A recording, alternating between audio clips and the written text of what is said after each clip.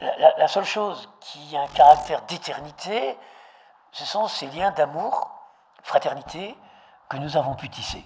La seule trace que nous laissons, notre passage sur Terre, ce sont ces liens d'amour.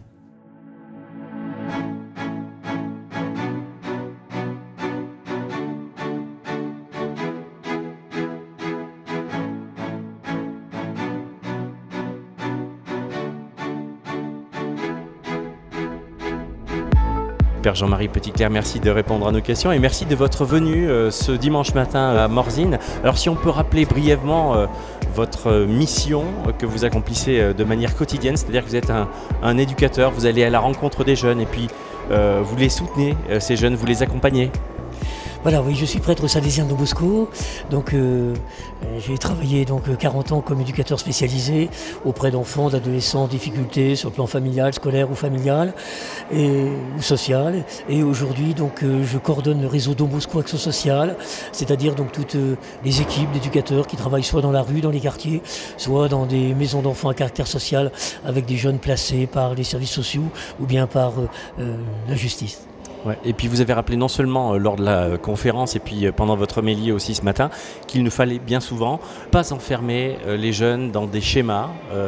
Voilà, quand les adultes ou les jeunes commettent, c'est-à-dire des fois des fautes, hein, on est tous pécheurs, on le sait bien, c'est important aussi de rappeler à ces jeunes qu'ils ne sont pas aussi que le symbole de leurs actes.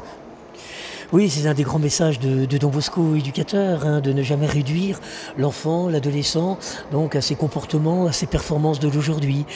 Par exemple, je ne parlerai jamais d'adolescent délinquant, je dirais, tu as commis un délit, donc là il va falloir assumer, mais pour moi, tu n'es pas délinquant. Combien il est important que l'enfant sente qu'on ne l'enferme pas dans une étiquette construite à partir de ses comportements. C'est vrai aussi à l'école, c'est complètement différent de dire ta copie est nulle ou t'es nul. Combien il est important, bien sûr, de reprendre les enfants sur leur travail scolaire, mais de ne jamais les enfermer dans une étiquette de mauvais élèves. Comment justement, puisque vous êtes non seulement éducateur mais aussi prêtre, comment la miséricorde du Seigneur peut-elle venir rejoindre aussi ce message d'accueil dans la différence ? Oui, mot miséricorde signifie un cœur qui prend pitié, qui est capable de rejoindre la souffrance. Je crois que ce qui est important, c'est être capable de rejoindre la souffrance de bon nombre d'adolescents. J'aime dire que bien souvent, derrière le plus violent se cache le plus souffrant. Et puis d'être capable de relire ses actes, mais en ne l'enfermant pas dans une étiquette construite à partir de ses actes. Veiller toujours à lui réouvrir un avenir. C'est tout le sens de cette page d'évangile que nous venons de lire. Un Jésus qui réouvre un avenir à cette femme. Il ne l'enferme pas dans une étiquette de femme adultère, mais lui dit, va, poursuis ta route, ne pêche plus, mais en tout cas, je te redonne toute ma confiance.